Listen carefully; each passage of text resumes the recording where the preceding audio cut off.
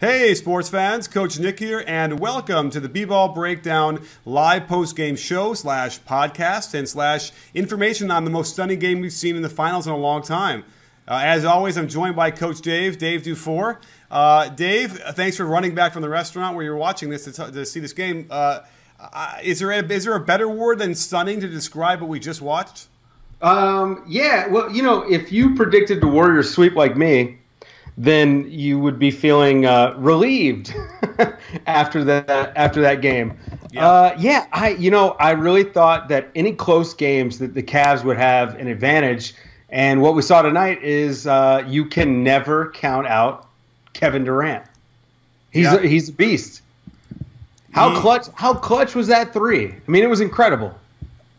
It was like, no, wait, what? Yes, like it was one of those where it just didn't feel like the best shot, and but this is what they do, right? They YOLO it, and they're on the road, and you're up 2. You have some leeway, then you can just do that. And that was I think the 9th straight point in a row that they had down that stretch coming back, because the game was over, right? I mean, it really felt like the Cavaliers had done what they needed to do. They had 2 huge games from both KYRIE and LeBron. That was the key. KYRIE, for me, was the key.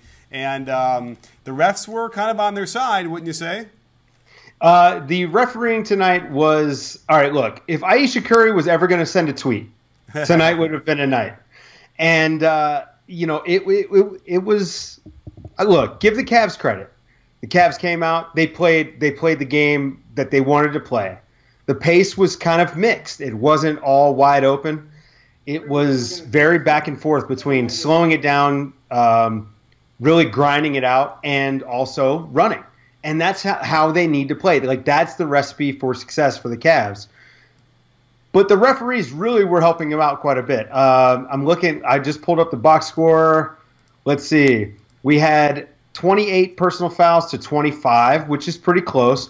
Free throw discrepancy, basically the same. But it felt like on the plays that mattered, the Warriors weren't getting calls where the Cavs were. And maybe it was just me, and I'm a human being, and I said it was going to be a sweep, so maybe I'm pulling for a sweep. I'll admit to that. But it definitely felt that way. How did it feel to you? I think that there was a number of strange calls. And at least at the end there, or somewhere maybe in the fourth quarter, Klay Thompson just destroyed Kyrie Irving at a shot like on his back, and they didn't call that. And that maybe with a couple minutes to go. So I was like, okay, well at least the Cavaliers fans now have something to complain about. But there were a couple. There was one Curry 3 in the corner where JR just raked down on him and nailed him in the nuts. And there was right in front of the Mauer. They didn't call it. And then the next time down, it was like Iguodala goes to the hole and just gets destroyed. Kevin Durant had at least 1 or 2 that was just like all sorts of contact in the air. And, they're on the road, so part of it is just being on the road. But it made me wonder on some of those. And so it was very strange overall, the refereeing, even though I think ultimately it kind of evened out enough. And, this is what happens. How do you overcome that, being on the road and the referees? Well, you shoot well and you shoot threes. The biggest issue that the Cavs have now when they look back on this is their transition defense.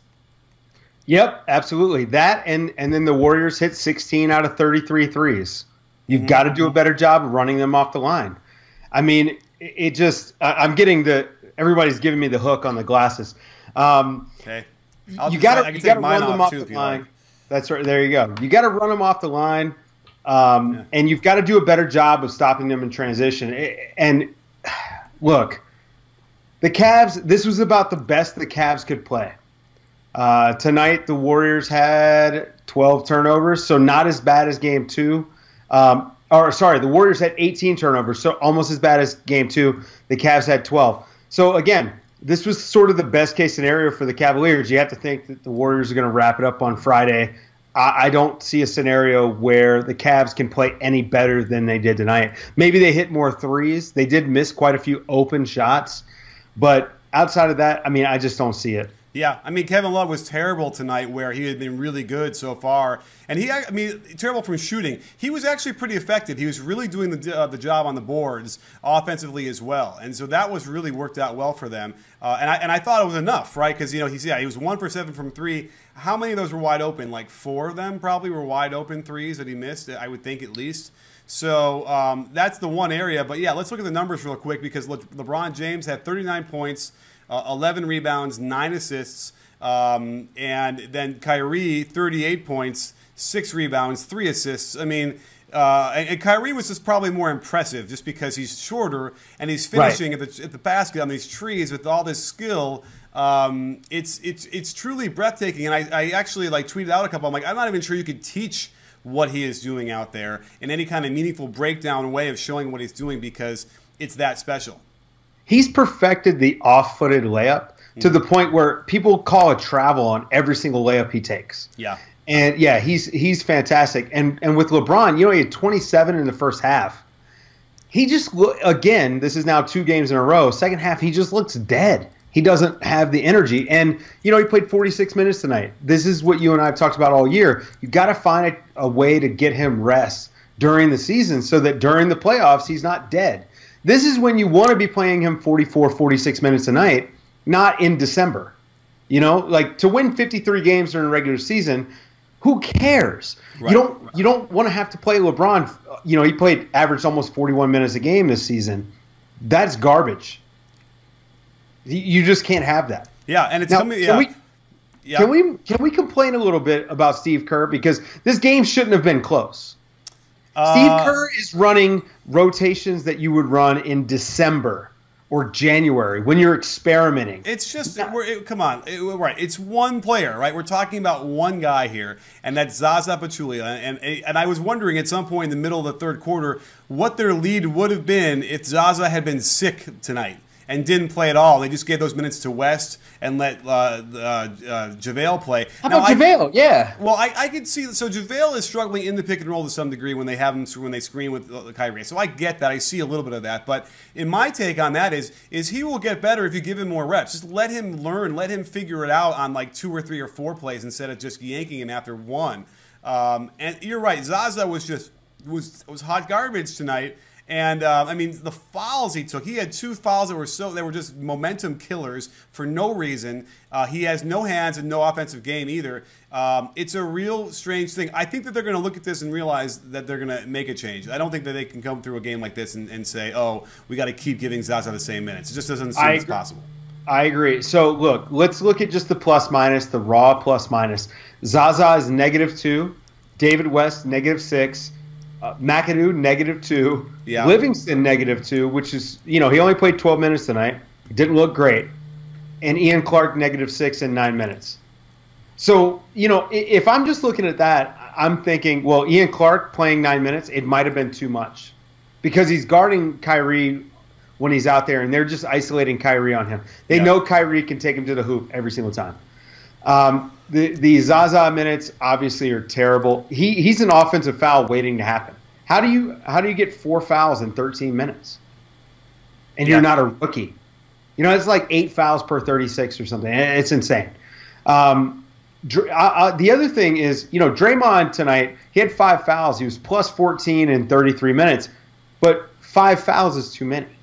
This is now the 3rd game in a row he's kind of been in foul trouble. He's got to clean this up. I mean, it doesn't matter at this point. 3-0 lead, the series is done. But going forward, Draymond, next year in the finals, you can't have Draymond with 5 fouls in any games. I just don't think it works. And that's a large part of the reason why this game is so close. Yeah. That and Steve Kerr just refuses to leave his best players on the court. Yeah, you're right. I mean, I don't have much of a problem. I thought that there was a moment there where Curry might have gotten extended rest because they actually had a little bit of a lead, and it was oh, this is great. In the first half, give him a little bit of extra rest. But there's no question, when he was out, there's something. The offense is just different, and I have to look back and see if it was also without Kevin Durant as well. But I know that at one point the offense just didn't look good. Livingston was out there, probably Iguodala at the same time, and they couldn't get the ball below the free throw line. and they're just taking these long twos and some contested threes.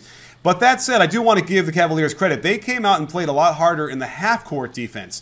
They were pushing up and they were pressuring, and it made the offense look a lot worse at times. All I can tell you is, though, is as soon as they got a defensive rebound, the Warriors, and made any kind of outlet pass, it was over. Like, they just simply can't sprint back. It's really that bad. I mean, there were 3 or 4 dunks they got in transition that are some of the worst transition defense you'll ever see a pro team play. Yeah, I mean, this is nothing new, though. It's what we've seen all season. And for all the people who said they were going to flip some magical switch, where's the switch? I mean, this is the finals. Are they trying yet? This is the argument everyone's been using against us when we've brought up the defensive part. Well, they're not trying. Oh, first round of the playoffs? No, they're not trying. That's why it's so close. Against the Raptors, well, they don't need to try. Against the Celtics, meh. Of course their rotations are bad. Why do they care? The Celtics can't beat them. Well, down 3-0 in the finals, you think they're going to try? I would hope so. Now, yeah, and again, you saw it in the half court, so I don't want to say that they weren't giving out, and they were. There was a lot of evidence there. But, like you said, I'm it saying doesn't matter. How many fast break points did they get? Can we look that up real quick? What is that? How many fast break points did they end up getting? Is it in that box score? It is not. Oh, it's not there yet. We'll have to wait and see. It'll refresh fast break or something. Points. The Warriors had 24 fast break points. I got it. Okay. That's probably 10 points way too many, right? Right. And for especially nothing. Since the Cavs only had 13. So the Cavs don't put the same pressure on the Warriors, and that's a problem. It allows the Warriors to really sell out in transition because they're not worried that the Cavs are going to come back at them. And part of this is, the Cavs look tired. The Warriors really have run them into the ground. And, as a guy who loves the NBA, you don't want to see this sort of, discrepancy between the two best teams. The Warriors are head and shoulders above the Cavaliers.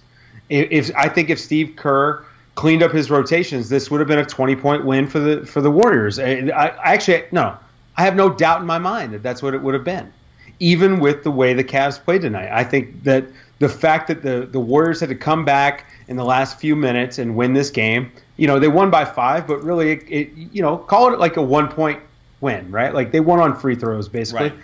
Right. The Durant 3 was the game winner, but if you're Golden State, your talent is so much above what Cleveland has, you don't want to be in that position, and they easily could have avoided it. They started a fourth quarter tonight with neither KD nor Steph Curry on the court. Yeah.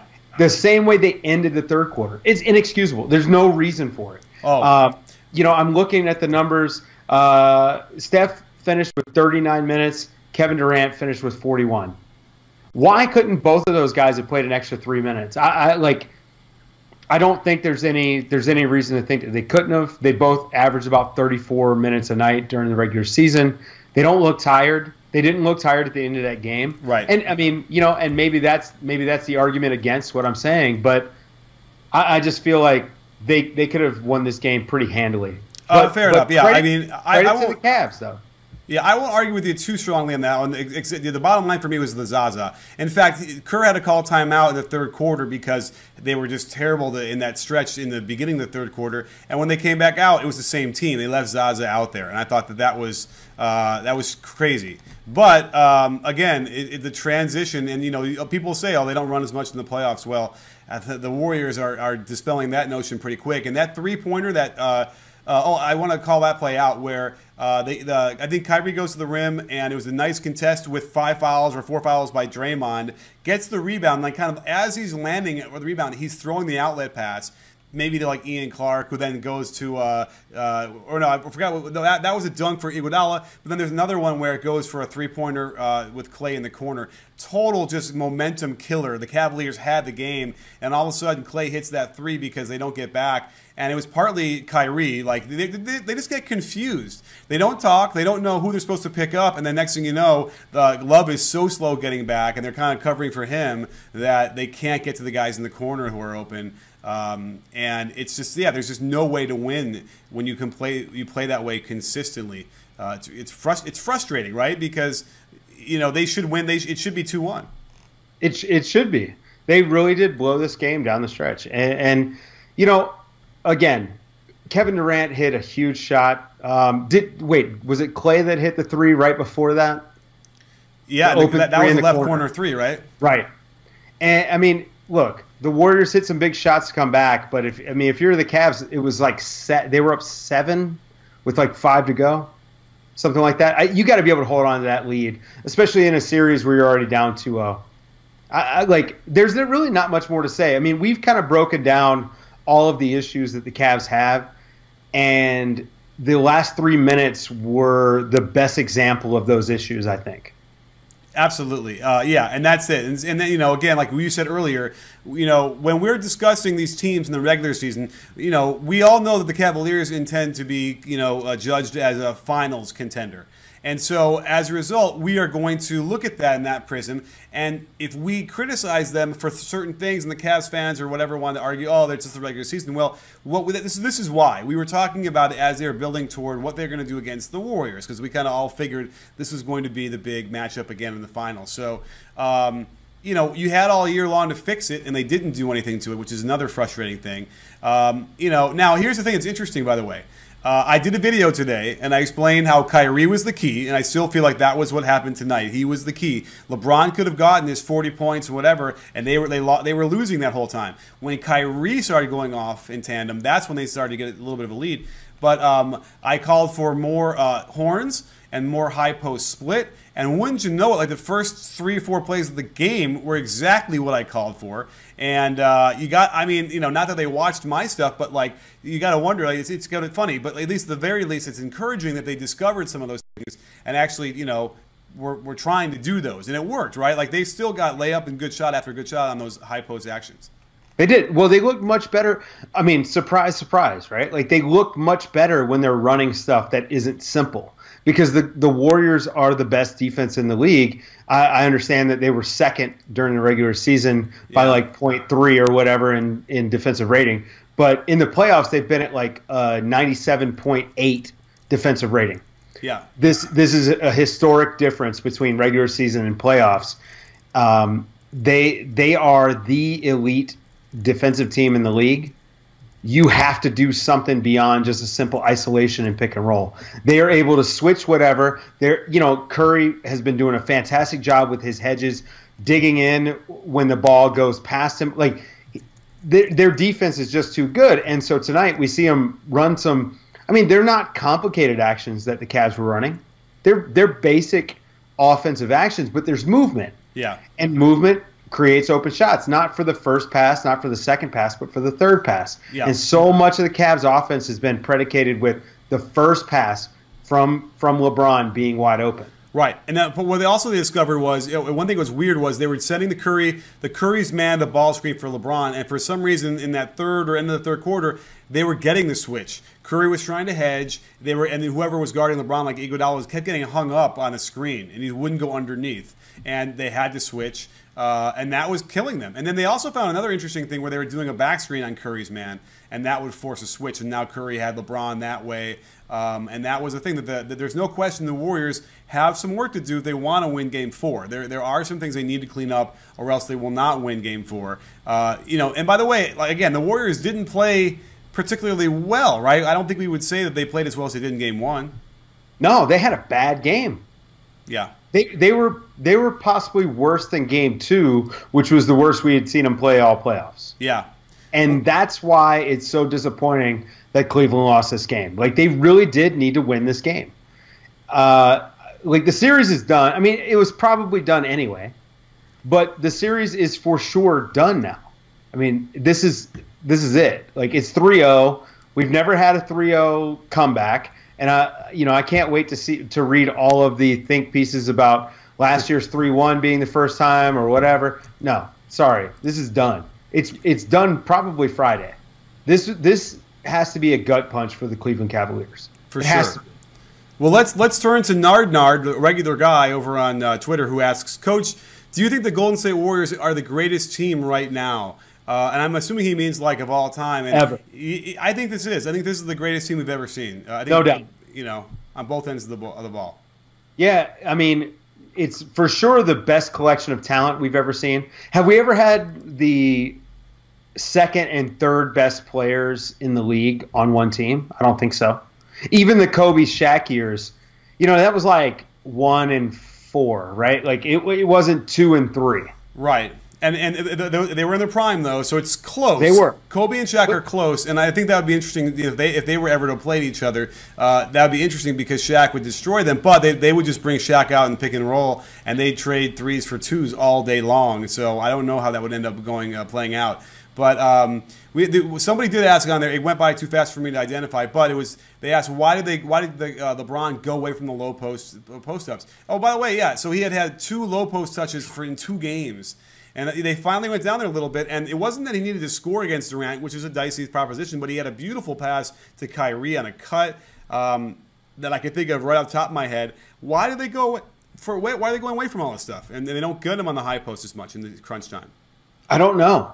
I mean, like, you know, you and I have talked about this both on the podcast and also, you know, just in our normal conversations. We haven't been able to figure it out. It makes a lot of sense for them. They score well when he touches the ball in the post. He's such a fantastic passer that you would assume any sort of double team. I mean, that's an advantage when you send a double at LeBron because he's so great at passing the ball. I don't know why they go away from stuff that's working. I like, again, it's sort of like trying to unpack Steve Kerr playing James Michael McAdoo in a finals game. I don't understand it. And, you know, you and I are both coaches. We like to think that we're smart. Maybe we just aren't as smart as they are, or maybe they are trying to simplify things. I don't know. I don't know the answer. Like it's confusing. Yeah. I mean, I really think LeBron needs to touch the ball in the high post, mid post as much as possible. It's the only way they're going to succeed against this. Especially because that kind of slows the game for them down a little bit too, and they can get a meaningful shot. Because remember, the reason why that's devastating is that you have a curl or a split going on on that same side. But if you're not careful guarding LeBron, he can go right by you for a dribble and a shot, or even just shoot it from there. So it puts a lot of pressure on your defense. And again, it's always what leads me to believe or to wonder who is coaching the team, because they're not like a motion, with the Warriors, what you get in trouble with is they're an organic motion team. And so as the game's going by so quickly, they don't always get into the right alignments and the right sets because they're just flowing in their offense. Whereas it feels to me like the Cavaliers call a lot more plays.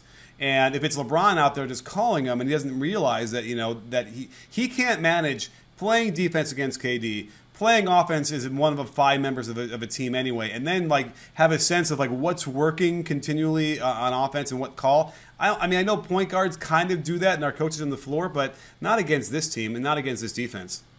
So, so Steve Kerr in the post game. Yeah. I've got a little quote. He was talking about why he didn't really switch up his rotations. So he's playing to the fatigue. Basically telling the guys they're going to get tired, stay in front of them, force them into outside shots if you can. Fatigue will play a role. He feels if you get guys playing 44, 45 minutes a night, attacking one-on-one, eventually they're going to wear out. And you know what? I can't argue with that. He was right. Would I have done that? No, because I want to win comfortably. And I think to get a comfortable win, you got to go ahead and let KD and Curry play the whole fourth quarter. Yeah, I can see how that. Yeah, I understand. I got to look at that a little bit because, so in your mind's eye, they had moments where they didn't have Curry or KD at the same time, right? They're Absolutely. Both on the bench. I got to look at that. So we'll look at that. And we got to see. They started the fourth quarter that way. It was Ian Clark, Tristan Thompson, yeah. David West, Iguodala and Livingston, I believe. Yeah, and you're right. And let's just. I would be shocked if they get caught doing that again. If it's a close game in the game 4, I really would, because they're not going to screw around. They're not going to be like, oh, we got 3, we're going to give it up. They're going to go for it as hard as they can to finish this thing out, because they know what could happen. So, but just again, I don't know if we've ever had. We have to look this up. If we've ever had a finals game like this that's ended, right. I don't think 9 straight points to just snatch the thing in the last minute. And by the way, let's point out that so KYRIE, they had a perfect 2-for-1 opportunity when they were down by 2, and KYRIE ends up doing 10 extra series of moves, and then by the time they missed, they had to foul because they couldn't get the ball back. That was very strange as well. Yeah, when they had it with it was like 40 seconds left or something like that. Yeah, they had plenty of time to shoot, and then by the time they did, there was like a 1 second difference. They had a foul. We actually got. What are your thoughts on the Iguodala strip of down up by 3, and they don't take the foul, but he strips LeBron on the way up from his shot. What are your thoughts on that? It looked fine to me. Don't you think that was way too risky to be trying that though? Well, you know what though? It's Andre Iguodala. This is the guy who's made a career on making that play. I'm okay with it. If it was James Michael McAdoo. No, play it straight up. But Andre Iguodala, I give him license to do that. Are you with me on that? And by the way, that did enter my mind, and kind of, and LeBron didn't complain, which is rare because he usually complains on a lot of those, and so that tells you something as well. Right. And, plus you got to imagine they don't necessarily want to call fouls like normally, but again, they're on the road. It just seemed like. But by the way, that would have been interesting to see. Give LeBron 3 free throws where he has to make them all, with the way he's been shooting 3 free throws. That would have been an interesting, very compelling moment in the finals lore. But alas, that didn't happen. So now I think it's a sweep impending. Is that how you feel right now? Hang on. I got to bring the sunglasses back for this. Yeah, I'm pretty sure that the sweep is happening. I mean, look. This series was most likely over in July, like we talked about before, because the Warriors are just the best. It's the best collection of talent we've ever seen.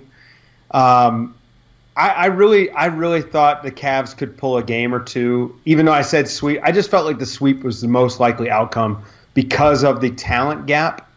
But I thought LeBron would just win a game by himself, now I just don't see it. Tonight was the night. And it didn't happen. What? And I listen. We love LeBron. He is the greatest of his generation, at the very least.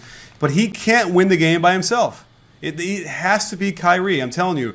LeBron was on pace for 40-some points, whatever he was from the first half, and they were still down. It has to be KYRIE. I'm convinced of that. And you know what? It was KYRIE tonight. He did exactly what they needed him to do. But again, when your defense is as bad as it is in transition, then every other bet is out the window. There's no predicting this, and this is sort of why we're here, is because of the transition. It's sort of that was the key, right? Because I'd argue that the KD shot was transition, right?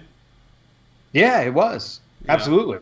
They were back, and it wasn't necessarily a great look unless you're 7 feet tall and an alien.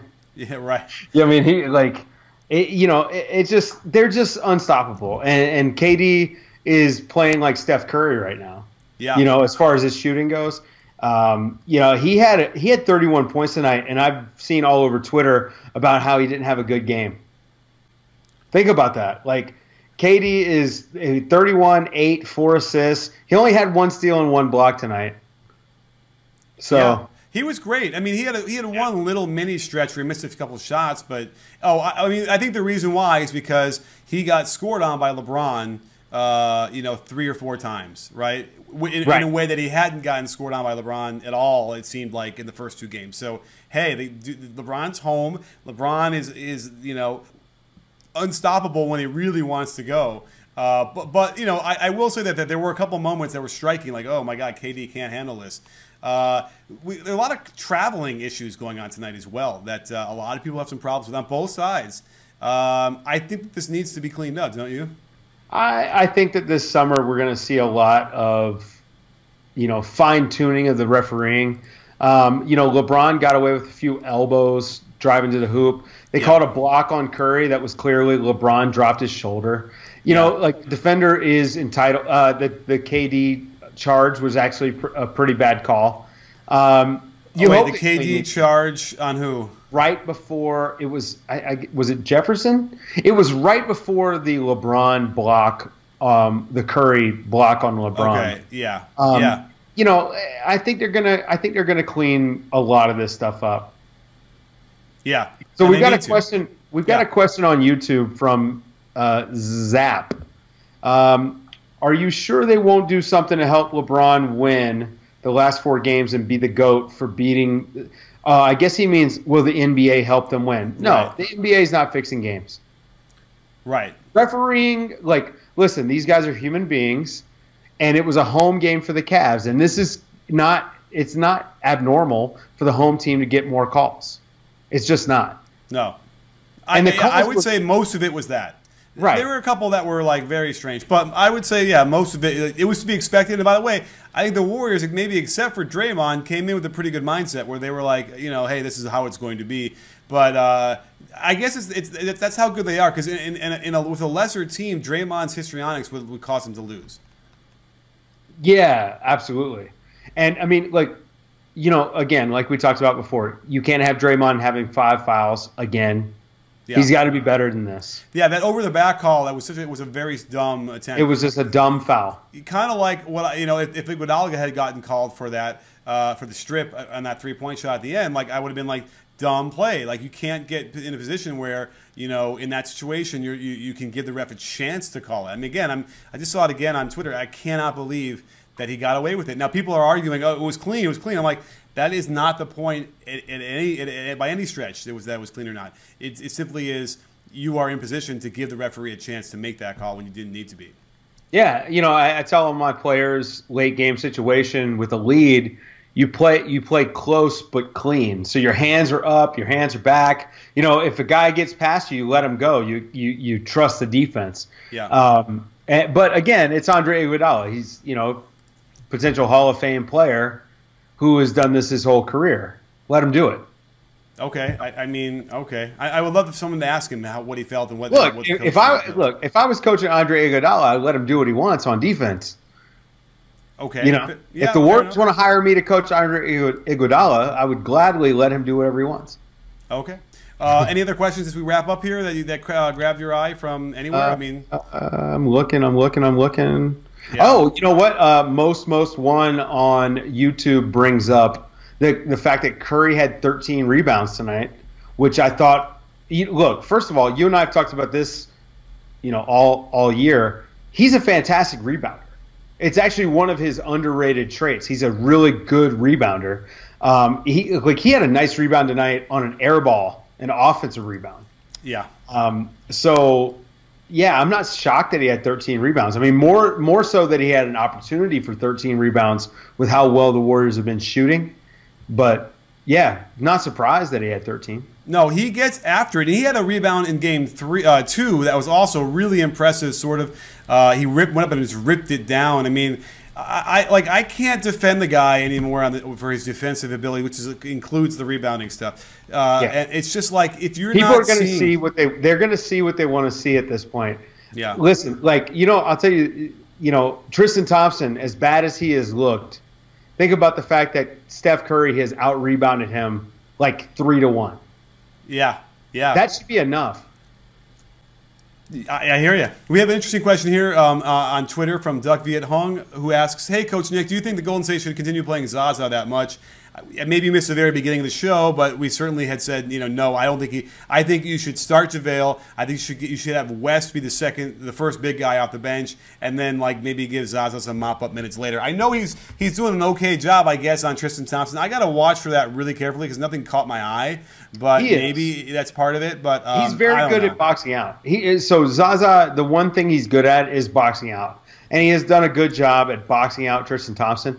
And, he gets called for a lot of offensive fouls, but I wonder if this isn't a strategic thing where they just say, you know what, go out there and shove guys around and dare them to call it. I mean, it just sucks because you watch the Warriors on the court with him and how they were pissed at him tonight with the two fouls especially because he took away like 6 points. Yeah. That five one points. Where he took away a 3 and a slam by Durant, and it's that's frustrating as shit. But I wonder if this isn't a strategic thing where they just say, you know what, go out there, be physical, try to piss the other team off, and hope it just doesn't get called. I mean, that sounds like that's certainly how he plays, whether they're telling him to do that or not.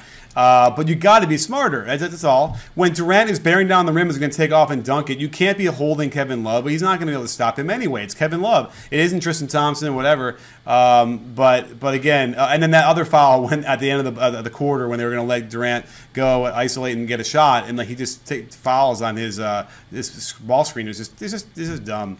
I don't know if that's fitting into that narrative, but either way, any other questions you might see here before we wrap up? No, I think we're good. Okay, yeah, it's a great show, great game, stunning to say the least, and we'll have plenty of to do tomorrow, looking through the film and trying to break it down and figure out what I'm going to actually focus on. I'm not quite sure. I guess we can focus a little bit on what the Cavaliers did do right, which is a lot of what we covered in the video today. And then that last 2 minutes, it sounds like. Yeah, we'll start talking about the offseason now. Okay. Well, we can do that too. So anyway, thanks for coming on this show, Dave. Thanks to all the questions and for people getting involved on Periscope and Twitter and YouTube and everywhere. Great show, and we will post this up as a podcast fresh and early tomorrow morning for your commute. And don't forget, sports fans, at B-Ball Breakdown, we're not a channel. We're a conversation. You in? Are you in, Dave? Yes, I am.